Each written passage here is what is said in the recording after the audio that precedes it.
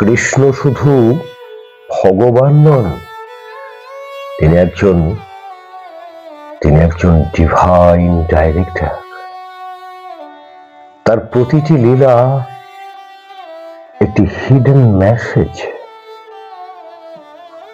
আজ আমি বলবো এমন একটি ঘটনা যেখানে কৃষ্ণ ইচ্ছে করি পরাজিত হয়েছিলেন, আর সেই হারের মধ্যে লুকিয়ে ছিল এক গভীর সত্য।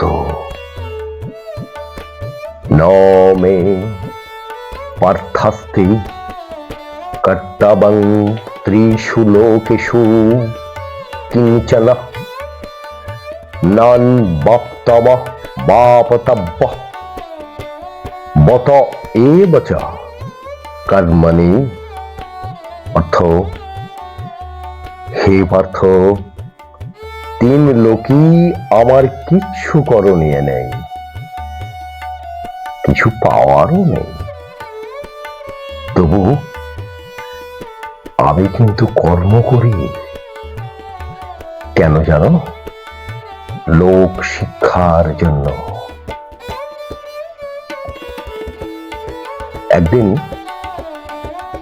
একদিন দ্বারকায় নারদ এলেন, বললেন, আচ্ছা প্রভু, আপনি তো সর্বশক্তিমান, তবু মানুষ কেন আপনাকে ঠিক মতো বুঝে না? কৃষ্ণ হাসলেন, বললেন, because they fear power, not surrender. আর ঠিক তখনই শুরু হয় কৃষ্ণের ডিভাইন ড্রামা। এক ব্রাহ্মণ ঘোষণা করলেন যে আমি কৃষ্ণের থেকেও বড় ত্যাগী। সমস্ত সভা স্তব্ধ হয়ে গেল। কৃষ্ণ বললেন, লেট দ্য ওয়ার্ল্ড ডিসাইড। শর্ত রাখা হলো, কে সবচেয়ে প্রিয় জিনিস দান করতে পারে। ব্রাহ্মণ দান করলেন গরু, সোনা, জমি,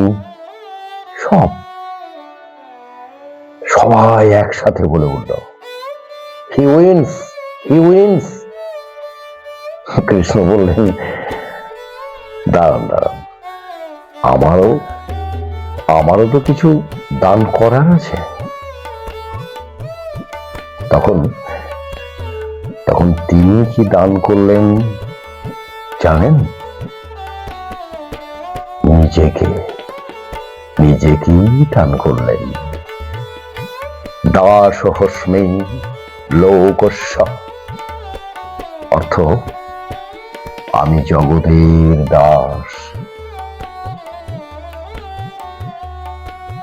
তারপর ভগবান শ্রীকৃষ্ণ বললেন, হে ব্রাহ্মণ, তুমি যা দান করেছ তা তো তোমারই ছিল, কিন্তু